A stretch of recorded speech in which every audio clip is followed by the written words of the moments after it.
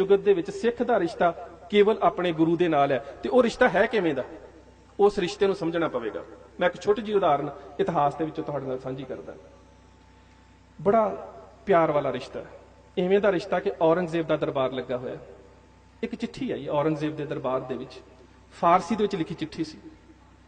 बड़े विद्वान, wise, scholar, हाफिज जिहड़े कुरान नूं जाणदे सी, पढ़न वास्ते बुलाए। हर एक ने पढ़न की कोशिश की, पर कोई वधिया अर्थ ना कर सकिया।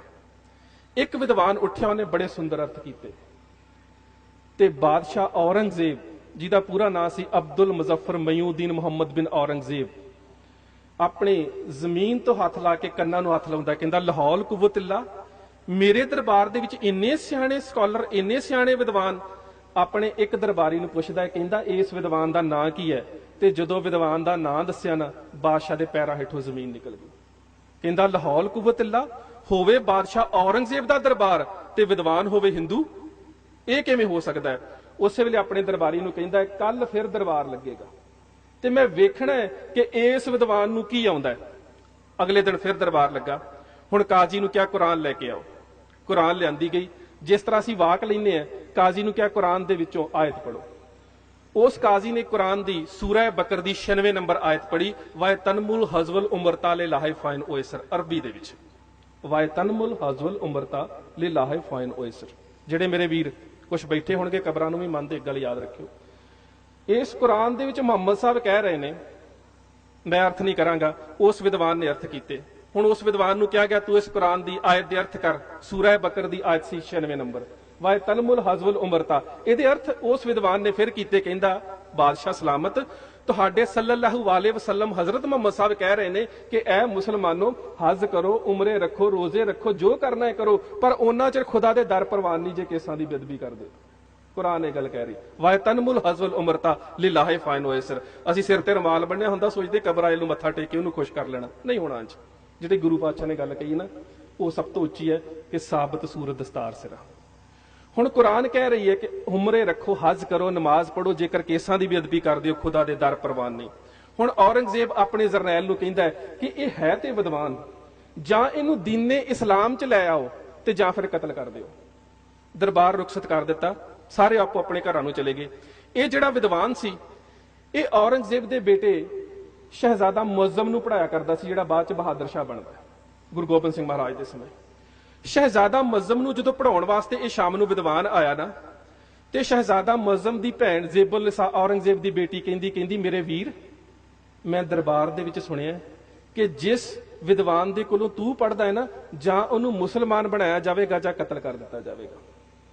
जदों शाम नूं विद्वान पढ़ाउण वास्ते आया तां उस वेले शहजादा मुअज्जम बहादुर शाह जिहड़ा बाद च बनदा है, वो कहंदा उस्ताद जी, मेरी आपा जान ने, मेरी भैन ने दस्सिया है कि जां तुहानूं दीने इस्लाम च लिआंदा जावेगा जां कतल कीता जावेगा। ते जरूरी नहीं हुंदा कि विद्वान मौत तो ना डरदा होवे। असीं गल शहादत दी कर रहे सी, शहादत दे पैरामीटर दी। विद्वान हाथ जोड़ के खलो गया, कहंदा शहजादा मुअज्जम, मैं जान भी चाहुंदा है ते मैं धर्म भी चाहुंदा। यही साडी गल हुंदी ना कि साडी किते जान भी सलामत होवे, धर्म भी सलामत होवे। मैं जान भी चाहुंदा है ते मैं धर्म भी चाहुंदा। दस मैं कित्थे जावां कि मेरी जान भी बचे ते मेरा धर्म भी बचे।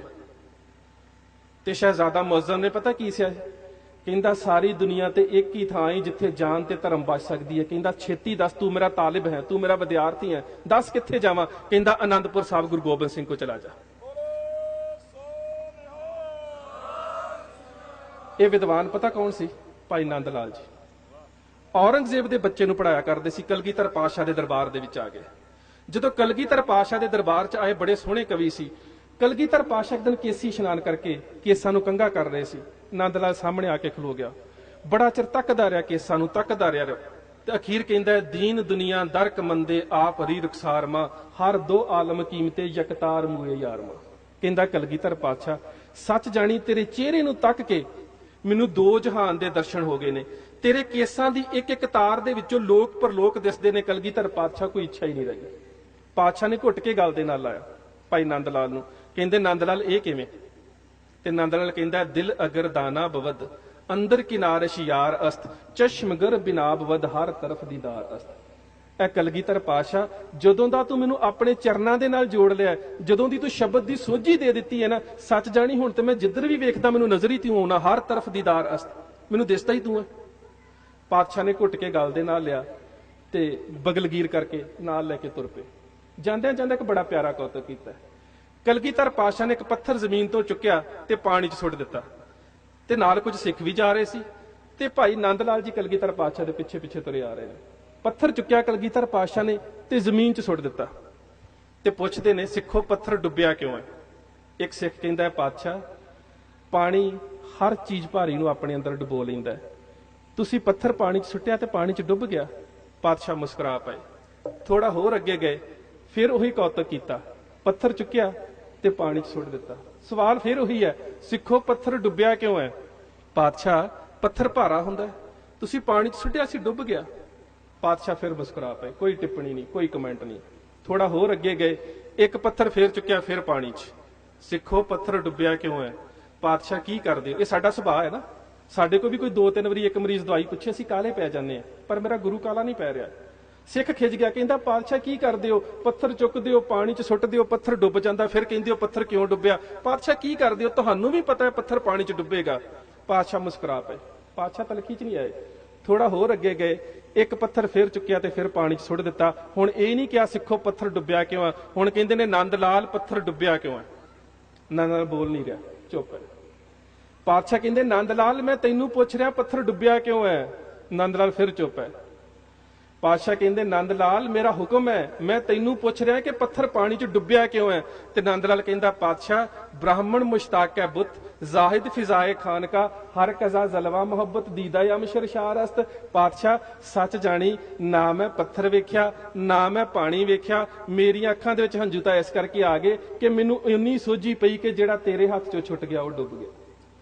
ਹਰ ਕਜ਼ਾ ਜ਼ਲਵਾ ਮੁਹੱਬਤ ਦੀਦਾ ਅਮਸ਼ਰ ਸ਼ਾਰਸਤ। ਪਾਤਸ਼ਾਹ ਮੈਨੂੰ ਤੇ ਇੰਨਾ ਪਤਾ ਲੱਗਾ ਕਿ ਜਿਹੜਾ ਤੇਰੇ ਹੱਥ 'ਚੋਂ ਛੁੱਟ ਗਿਆ ਉਹ ਡੁੱਬ ਗਿਆ। ਅੱਜ ਗੁਰੂ ਦੀ ਗੋਦ 'ਚ ਬੈਠੇ ਹੋ, ਇਹ ਪ੍ਰਣ ਕਰਕੇ ਜਾਇਓ। ਵੀਰਾਂ ਨੇ ਦੱਸਿਆ ਕਿ ਸਵੇਰੇ ਅੰਮ੍ਰਿਤ ਸੰਚਾਰ ਵੀ ਹੋਣਾ ਹੈ, ਇਹ ਪ੍ਰਣ ਕਰਿਓ ਕਿ ਗੁਰੂ ਦੇ ਹੱਥ 'ਚ ਰਿਓ, ਜੇਕਰ ਛੁੱਟ ਗਏ ਫਿਰ ਡੁੱਬ ਜਾਵੋਗੇ। ਤੇ ਹੁਣ ਨੰਦ ਲਾਲ ਆਇਆ ਕਿਸ ਕਰਕੇ ਸੀ? ਮੌਤ ਤੋਂ ਡਰਦਾ ਨਾ। ਮੈਂ ਗੱਲ ਸ਼ੁਰੂ ਮੌਤ ਤੋਂ ਕੀਤੀ ਸੀ। ਜਿਹ ਮਰਨੇ ਸਭ ਜਗਤ ਤਰਾਸਿਆ, ਸੋ ਮਰਨਾ ਗੁਰ ਸ਼ਬਦ ਪ੍ਰਗਾਸਿਆ। ਮੌਤ ਤੋਂ ਤਰਾਸਦਾ ਗੁਰੂ ਦੀ ਗੋਦ 'ਚ ਆਇਆ ਸੀ। ਹੁਣ ਗੁਰੂ ਪਾਤਸ਼ਾਹ ਕਹਿ ਰਹੇ ਨੇ ਭਾਈ ਨੰਦ ਲਾਲ ਕੁਛ ਮੰਗ, ਤੇ ਨੰਦ ਲਾਲ ਕਹਿੰਦਾ ਪਾਤਸ਼ਾਹ ਕੁਛ ਨਹੀਂ ਮੰਗਣਾ। ਤੇਰੇ ਚਿਹਰੇ ਦੇ ਦਰਸ਼ਨ ਕਰਕੇ ਕਾਇਨਾਤ ਦੇ ਦਰਸ਼ਨ ਹੋ ਗਏ, ਤੇਰੇ ਕੇਸਾਂ ਦੇ ਵਿੱਚੋਂ ਲੋਕ ਪਰਲੋਕ ਦੇ ਦਰਸ਼ਨ ਹੋ ਗਏ, ਤੂੰ ਬਗਲਗੀਰ ਕੀਤਾ ਮੇਰੇ ਲੋਕ ਸੁਖੀਏ ਪਰਲੋਕ ਸਹੇਲੇ ਹੋ ਗਏ, ਮੈਂ ਕੁਝ ਨਹੀਂ ਮੰਗਣਾ। ਪਾਤਸ਼ਾਹ ਕਹਿੰਦੇ ਕੁਛ ਤੇ ਮੰਗ। ਕਹਿੰਦਾ ਪਾਤਸ਼ਾਹ ਨਾ ਲੋਕ ਮੰਗਣਾ ਨਾ ਪਰਲੋਕ ਮੰਗਣਾ, ਕੋਈ ਵਿਚਲੀ ਚੀਜ਼ ਹੀ ਮੰਗ ਲੈ।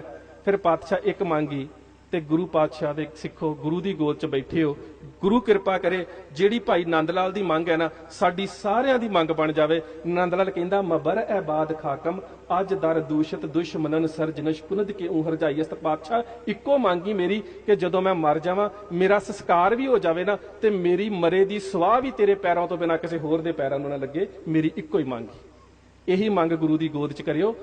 ਕਿਤੇ ਇਸ ਗੁਰੂ ਦੇ ਨਾਮ ਨੂੰ ਵੱਟਾ ਨਾ ਲਾਇਆ ਕਰੀਏ ਥਾਂ ਥਾਂ ਕਬਰਾਂ ਦੇ ਉੱਪਰ ਤੇ ਪਖੰਡੀਆਂ ਨੂੰ ਮੱਥੇ ਟੇਕ ਕੇ। ਮੇਰੇ ਗੁਰੂ ਨੇ ਕਿਹਾ ਸੀਗਾ ਤੁਧ ਨੋ ਨਿਮਣ ਮੰਨਣ ਤੇਰਾ ਨਾਉ, ਗੁਰੂ ਦੇ ਹੁਕਮ ਨੂੰ ਮੰਨਣਾ, ਉਹਨੂੰ ਮੱਥਾ ਟੇਕਣਾ। ਤੇ ਗੁਰੂ ਦਾ ਹੁਕਮ ਕੀ ਹੈ? ਅਸੀਂ ਰੋਜ਼ ਪੜ੍ਹਦੇ ਹਾਂ, ਸਭ ਸਿੱਖਣ ਕੋ ਹੁਕਮ ਹੈ ਗੁਰੂ ਮਾਨਿਓ ਗ੍ਰੰਥ।